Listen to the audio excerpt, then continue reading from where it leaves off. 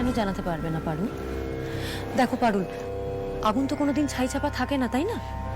তোমাদের এই বিয়েটা যে ঠিক হয়নি, তোমরা যে এই বিয়েটাতে কেউ সুখী নও, সেটা তো তোমার বাবা মা সবাইকে আস্তে আস্তে ফেস করতে হবে।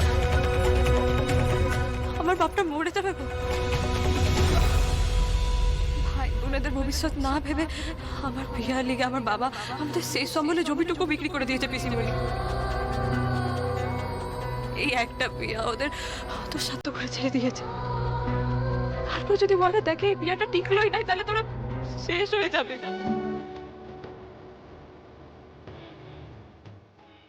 তাছাড়া আপনাদের চোখে সেকেলে ঠেকলেও গ্রামে গঞ্জে মেয়েদের বিয়া ভাঙলে বাপ মায়ের কপালে বিরাট দুঃখ থাকে। আমি এসব লগ্ন নষ্ট কিছুই মানি নাই, কিন্তু ওরা তো ওরা এটা মানে যে বিয়ে ভাঙলে মেয়েদের সর্বনাশ হয়। একা মেয়ে নিজের পায়ে দাঁড়ায় লায়ক হয়ে গেল, তার স্বামীকেই তার সবচেয়ে বড় শক্তি মনে করা হয়। এই শহরের সব ভালো নেড়াগোয়াল এখনো পৌঁছায়নি পিসি।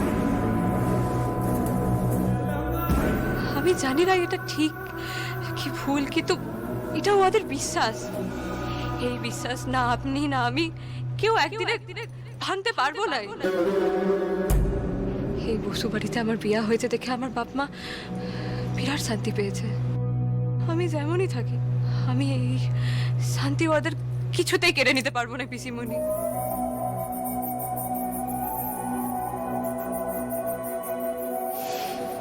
বেশ, তুমি যদি বলতে না চাও, তোমার বাবা মাকে তুমি বলো না, কিন্তু তোমার জীবনটা তো এইভাবে তুমি নষ্ট করতে পারো না পারুল।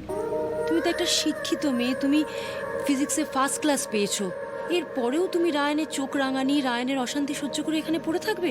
সেটা কখনো হয়? কিন্তু কিছু উপায় তো লাই। কেন উপায় থাকবে না? তুমি পড়ো পারুল, এই সমস্ত বিয়ে থার চক্করে পড়ে তোমার ফিউচারটা নষ্ট করে দিও না।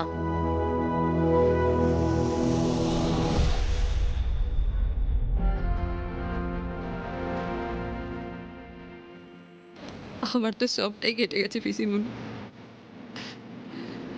এখন আমি কি করব, কি না করব, কি করে মা করব, কিছুই বুঝে উঠতে পারছি না।